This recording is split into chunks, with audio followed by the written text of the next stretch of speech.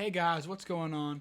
Welcome back to another episode of the Zcrew podcast. And today, it is Tuesday, August 5th, 2025. We are officially that much closer to the NFL regular season. Guys, I don't know about y'all, but I am absolutely fired up. So, without further ado, let's get right into today's video, guys. Now today, we will be talking about one of my favorite team's biggest ops, the Cincinnati Bengals. Of course, last year, the Bengals had a very interesting season, and of course, a very disappointing season. Of course, last season, we all remember the Bengals basically wasted an MVP-like season from Joe Burrow. Joe Burrow had an absolutely unbelievable year. Again, if his team had just possibly even made the playoffs, he definitely would have possibly definitely competed with Josh Allen in that final MVP voting. But of course, his team missed the playoffs. Last year, the Bengals went 9-8, finished third in the AFC North, only above the Cleveland Browns, and were unable to make the playoffs again, mainly because of their defense last year. Now,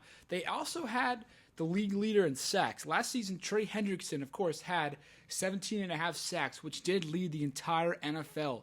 But, of course, their defense was still so bad that they could not stop anybody, not even running water, guys. The Bengals defense could not stop running water last year. They were absolutely terrible. And, of course, they cost their team a spot to the playoffs. But, again, guys, another issue with the Bengals that we've seen year after year with Zach Taylor under head coach is that his team, these teams start each season very slow, especially week one. Again, in 2024, we saw the Bengals lose week one at home to the New England Patriots. Now, of course, that's pretty inexcusable. Now, last year, the Patriots were one of the worst teams, of course, and they lost at home week one. Again, you just can't lay an egg like that week one against a team you really should win against, a team you should beat by a lot, and you get your ass beat at home. You know, that's pretty bad. So, again, the Bengals got to start the season fast. I think Bengals fans all know that. They need to start this year fast. They cannot start 0-2, 0-3, 0-4. They always seem to be playing from behind. Again, that puts more pressure on them. Again, when you get to November, you're asking Joe Burrow, who can do this, but when you start 0-4, you're asking Joe Burrow to be basically perfect down the stretch from December on, which is tough. Again, they're going to have they play in the AFC North, play my guys twice, play Pittsburgh twice. Now, it's a very tough division. So, again, you can't start slow. You got to start fast. And, again, they're putting too much. Again, Joe Burrow is the perfect guy to handle this position. But, again, your team puts too much pressure on Joe Burrow by starting off the year 0-4. Again, by the time December comes, you got to play perfect football down the stretch. Unfortunately, last year, the Bengals were not able to, and they missed the playoffs. So, without further ado, guys, let's talk about the Bengals' upcoming season in 2025. Now, of course, last season's defense did cost Lou Anarumo his job. Of course, the Bengals will now replace him with Al Golden as their new defensive coordinator. Of course, as Lou Anarumo heads up to Indianapolis to be their new coordinator. I think he is a great defensive coordinator, of course. It was pretty much the same defense that led the Bengals to the Super Bowl 3 years ago. So not too much, not many different players on that defense. So the talent just kind of took a few steps back from the years past. But, of course, still a pretty good defensive coordinator if you ask me. So I think the Colts are getting a good guy to be their new defensive coordinator. But, of course, the big part of this, the big storyline of this offseason for the Bengals has been their owner being cheap. Now, it was headlined by, they were able to re-sign both of their big-time wide receivers. Of course, you got Jamar Chase and T. Higgins. I thought, including myself, but most people thought the Bengals would not re-sign T. Higgins, but they ended up signing both their wide receivers, Jamar Chase and T. Higgins. So, of course, now you have arguably the top wide receiver duo locked up for the future, which is great for Joe Burrow and the Bengals. But, of course, now the owner, Paul Brown, seemed to forgot to pay his guy, Trey Hendrickson. Of course, last season led the entire NFL in sacks, and now he's very unhappy.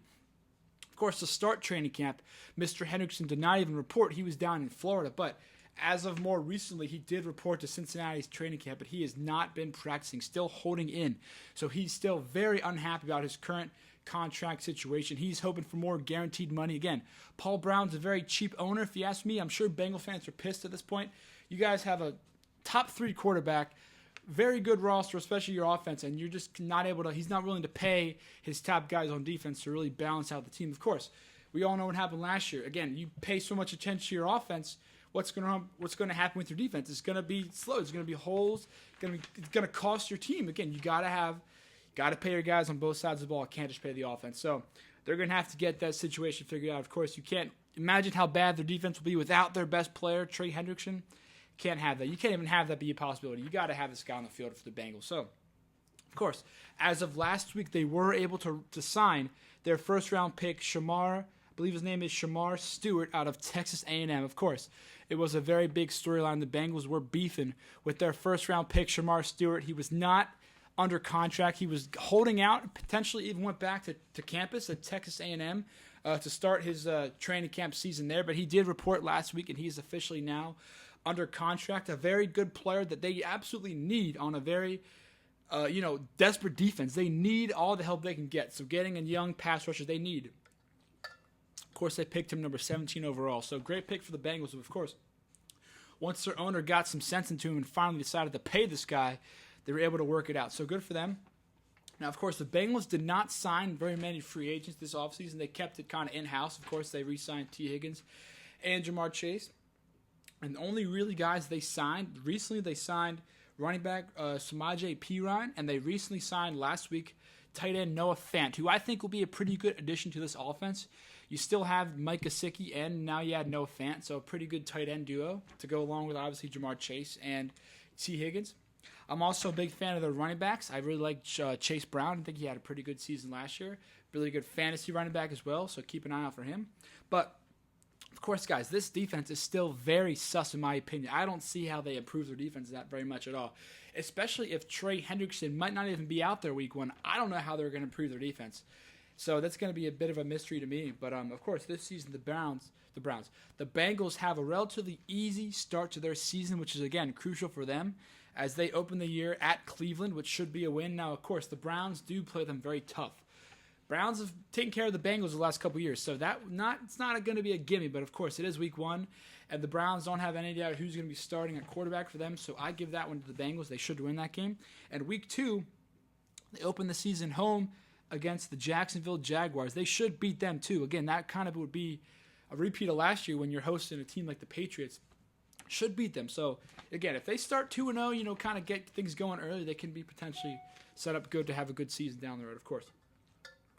Now, guys, I will say this. We all know the AFC North especially, but the AFC in general is absolutely loaded.